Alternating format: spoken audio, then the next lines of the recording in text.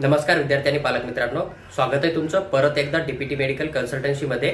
आज आपण चर्चा करणार आहोत NKP Salve medical college and Lata Mangeshkar hospital Nagpur या कॉलेजमध्ये जर तुम्हाला एमबीबीएस कोर्ससाठी ऍडमिशन करायचं असेल तर 2026 साठी तुम्हाला कॅटेगरी वाईज किती फीस पेमेंट करायचं आहे, 2025 ला फी स्ट्रक्चर काय होतं, 2024 ला जे फी स्ट्रक्चर होतं त्यानुसार फीस इन्क्रीज झाली होती की डिक्रीज झाली होती, आणि 2026 ला मेडिकल कॉलेजनं गव्हर्नमेंट ऑफ महाराष्ट्राकडे किती फीससाठी अप्लाय केलेला आहे आणि त्यामधून गव्हर्नमेंट ऑफ महाराष्ट्र कॉलेजसाठी किती फीसला परमिशन देऊ शकता, आणि 2026 साठी ऑफिशियली तुम्हाला किती फीस पेमेंट करायची तुमच्या कॅटेगरीमधून, हॉस्टेल मेस असेल, कॉलेजची फीस असेल, डिपॉझिट असेल किंवा अदर फीस असेल, याची सविस्तर चर्चा आपण या छोट्याशा व्हिडिओमध्ये करणार आहोत। तुम्ही पूर्ण व्हिडिओ बघा, तुमचे 100% डाऊट क्लिअर होऊन जातील। आणि जरी तुमचा एखादा डाऊट शिल्लक असेल तरी तुम्ही कमेंटमध्ये कमेंट करा, मी तो सॉल्व्ह करायचा नक्की प्रयत्न करेल।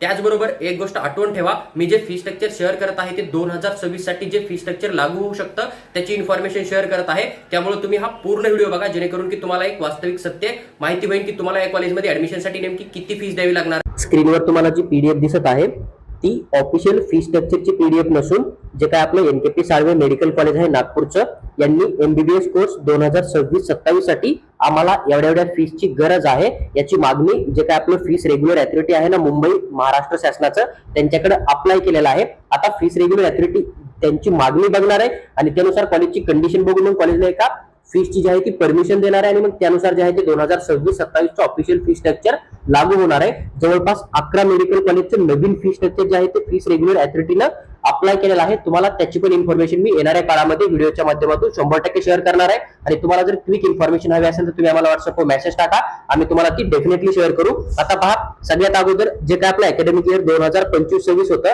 तर 2025-26 ला जी काय अप्रूव्ड फीस होती म्हणजे जी काय महाराष्ट्र शासनाने परमिशन दिली ती या कॉलेजमध्ये जी काय ट्युशन फीस होती ती 11,35,370 रुपये होती। डेव्हलपमेंट फीस 1,64,630 रुपये होती, म्हणजे टोटल या ठिकाणी 13 लाख रुपयाची परमिशन दिलेली होती।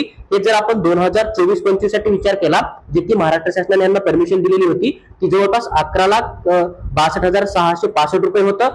1,45,335 रुपये डेव्हलपमेंट फीस होती आणि जवळपास 13,08,000 रुपये तुम्हाला या ठिकाणी फीस बघायला भेटेल। या पद्धतीने तुम्ही स्क्रीनवर 2023चं पण बघू शकतात, 22चं पण बघू शकतात, 21चं, 20चं आणि 19चं पण बघू शकतात। ते 19ला या ठिकाणी जवळपास 9,23,000 रुपये फीस होती। नंतर एक वर्षानं या ठिकाणी 9,98,000 झाली। असं करत करत तुम्ही जी फीस इन्क्रीज झाली ना हे पण चेक करू शकता। मी ही पीडीएफ तुम्हाला आमच्या टेलिग्राम चॅनल किंवा व्हॉट्सअप चॅनल मध्ये डेफिनेटली शेअर करेल, तुम्ही त्या ठिकाणी चेक करू शकता। आता जर बघितलं आपण की अकॅडमिक इयर 2026-27 ला या कॉलेजने किती फीसची मागणी केलेली, तर ट्युशन फीस डेव्हलपमेंट फीस दोन्ही मिळून जवळपास 16,71,327 रुपयाची मागणी जी आहे त्या कॉलेजनं जे काय आपलं ऑफिशियल महाराष्ट्र स्टेट गव्हर्नमेंट आहे फीस रेग्युलर अथॉरिटी त्यांच्याकडे केलेली आहे।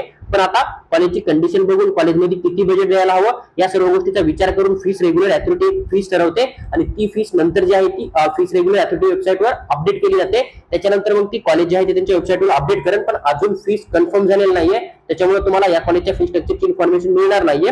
असं नाही की फीस वाढेलच, फीस कमी पण होऊ शकते, त्यासाठी तुम्हाला ऑफिशियल वेबसाईटवर अपडेट राहणं खूप गरजेचं आहे। आणि ज्यावेळेस ऑफिशियल फीस जी आहे ती अपडेट केली जाईल त्यावेळेस मी या कॉलेजचं फीस स्ट्रक्चर पुन्हा एकदा तुमच्याबरोबर डेफिनेटली शेअर करेल। आता तुम्हाला एक्सपेक्टेड फीस काय घेऊन चाललंय, तर तुम्ही ही जी फीस आहे ना अप्लाय केलेली 16,71,327 रुपये तुम्ही या ठिकाणी कन्सिडर करू शकता। जर तुम्ही 2026 मध्ये ऍडमिशन करायचा विचार करता, तुम्ही ओपन कॅटेगरीमध्ये तुमचं इन्कम रूल पेक्षा जास्त आहे किंवा एससी आणि एसटी कॅटेगरी सोडून तुम्ही कोणत्याही कॅटेगरीमध्ये येतात, मुलगा असो मुलगी असो, तुमचं इन्कम जर नियमापेक्षा जास्त असेल तर तुम्हाला 16,71,327 रुपये एवढी ह्या कॉलेजची फी स्ट्रक्चर घेऊन चालणं, ही गोष्ट लक्षात ठेवा। आणि जर तुम्ही समजा ओपन कॅटेगरी मधून येतात, ईडब्ल्यूएस मधून येतात, ईबीसी मधून, एसीबीसी मधून, ओबीसी मधून आणि मुलगा असाल, तुमचं इन्कम जर रूल मध्ये असेल तर तुम्हाला ही जी फीस आहे ती या फीसच्या 50% फीस पेमेंट करावी लागते, ही गोष्ट लक्षात ठेवा। जर याच कॅटेगरी मधून कोणी मुली असतील, तुमचं इन्कम रूल पेक्षा कमी असेल तर त्या कंडिशन मध्ये तुम्हाला या ठिकाणी फक्त डेव्हलपमेंट फीस द्यावी लागते, जी की एवढ्या फीसच्या 10% अमाऊंट असतं, ही गोष्ट लक्षात ठेवा। तुम्ही जर एससी एसटी कॅटेगरी मधून येतात तर ही फीस तुमच्या काही कामाची नाहीये, तुम्हाला ट्युशन फीस डेव्हलपमेंट फीस कुठल्याही प्रकारे बघायची गरज नाहीये। तुम्हाला फक्त ह्या कॉलेजची जी काय ऑदर फीस असेल, हॉस्टेल मेस असेल, कंपल्सरी आहे का नाही याच गोष्टीची इन्फॉर्मेशन घेणं गरजेचं आहे, कारण तुमच्यासाठी मुलगा असो मुलगी असो, इन्कम किती असो, ट्युशन फीस डेव्हलपमेंट फीस पूर्णपणे महाराष्ट्र स्टेट गव्हर्नमेंट पे करतं, त्याच्यामुळे ही फीस चेक करणं तुमच्यासाठी कुठल्याही प्रकारे काहीही गरजेचं नाहीये, हे तुम्हाला आठवण ठेवणं। नंतर तुम्ही फीजे एनटीबी, एनटीसी, एनटीडी किंवा special backward class SBC category मधून येतात, मुलगा असो मुलगी असो, तुमचं इन्कम रूल नुसार असेल, तुम्हाला स्टेट कोट्यामधून सीट अलॉटमेंट होते कॅटेगरीच्या सीट मधून किंवा ओपन कोट्यामधून, तर त्या कंडिशन मध्ये तुम्हाला या कॉलेजमध्ये फक्त आणि फक्त डेव्हलपमेंट फीस देणे आणि डेव्हलपमेंट फीसचं जे अमाऊंट असणार आहे ते या फीसच्या 10% असणार आहे. ही गोष्ट लक्षात घेऊन ठेवा. म्हणजेच 1,60,000 ते 2 लाखाच्या आसपास जे आहे ते तुम्हाला एका वर्षाची डेव्हलपमेंट फीस या ठिकाणी बघायला मिळू शकते. आता हे झालं फी स्ट्रक्चर यांनी जेवढं अप्लाय केलं तर त्याबद्दल. आता आपण चर्चा करूया की ऑदर फीस तुमच्याकडून किती घेतली जाणार आहे. कॅटेगरी वाईज असते की सगळ्यासाठी समजा सेम असते. आता हे झालं त्यांनी अप्लाय केलेलं. आता जर आपण लास्ट इयरचं फी स्ट्रक्चर बघितलं 2025-26चं, तर या कॉलेजमध्ये जी ऑदर फीस होती तुमच्याकडून एक ऍडमिशन फॉर्मची फीस घेतली जाते 1,500 रुपये. आणि जेवढी काय ऑदर फीस मी शेअर करतो ती जवळपास सगळ्या कॅटेगरीसाठी सेम असते. फक्त युनिव्हर्सिटी फीस मध्ये थोडासा तुम्हाला बदल बघायला भेटेल. त्यानंतर एक मनी डिपॉझिट होतं जे की तुम्हाला तुमचा कोर्स कंप्लीट झाल्यावर रिफंड दिलं जातं. 50,000 रुपये तुम्हाला द्यावं लागणार आहे. फक्त फर्स्ट इयरला द्यायचं असतं. तुम्हाला पुन्हा कुठल्याही प्रकारे अमाऊंट या ठिकाणी पेमेंट करायची गरज नाहीये. सेल्फ फायनान्स शेवटी 50 रुपये तुम्हाला सगळ्या कॅटेगरीच्या मुलांना सेम द्यावा लागणार आहे. डायस्टर फंड असतो 50 रुपये.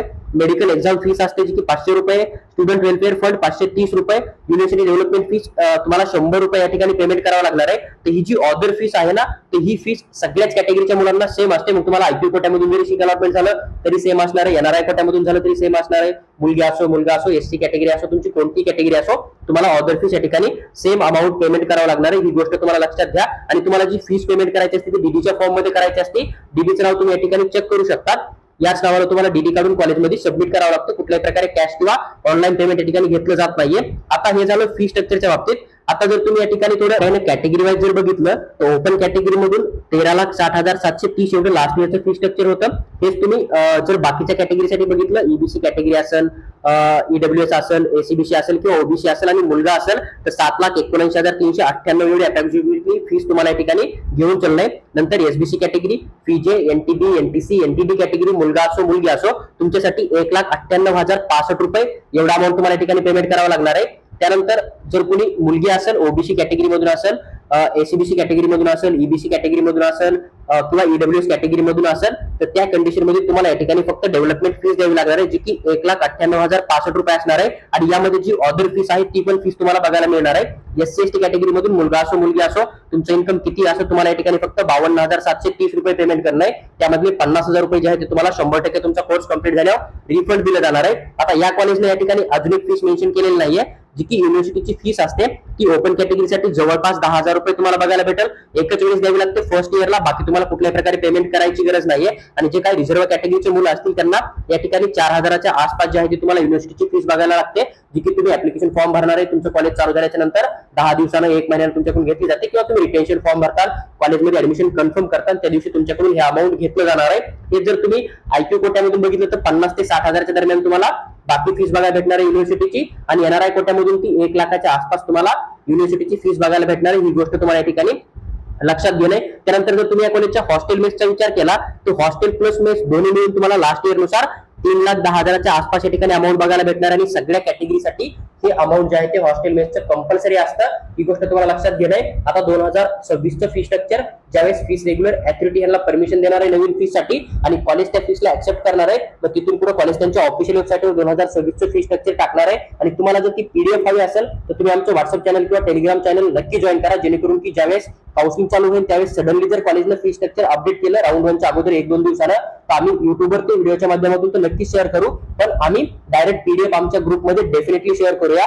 तर ही एक नवीन फी स्ट्रक्चरची इन्फॉर्मेशन होती जी की मी तुमच्याबरोबर शेअर केली आहे. तुम्हाला 2025चं फी स्ट्रक्चर सध्या तरी नाही बघणं, कारण तुम्हाला ऑदर फी साठी त्याचा फक्त एक आराखडा बघणं की किती पेमेंट करावं लागतं. पण जी officially tuition fees development fees असते ती तुम्हाला फर्स्ट इयर ते लास्ट इयर कंटिन्यू पेमेंट करावी लागते आणि ती कॅटेगरी वाईज डिस्ट्रीब्यूट होते. त्याच्यामुळे तुम्हाला ट्युशन फीस डेव्हलपमेंट फीस 2026 साठी किती लागू होऊ शकते याचा अंदाज काढणं खूप जास्त गरजेचं आहे. आणि त्या कॉलेजला मग त्यानुसार तुम्ही तुमच्या प्रेफरन्स लिस्ट मध्ये अरेंज करू शकता.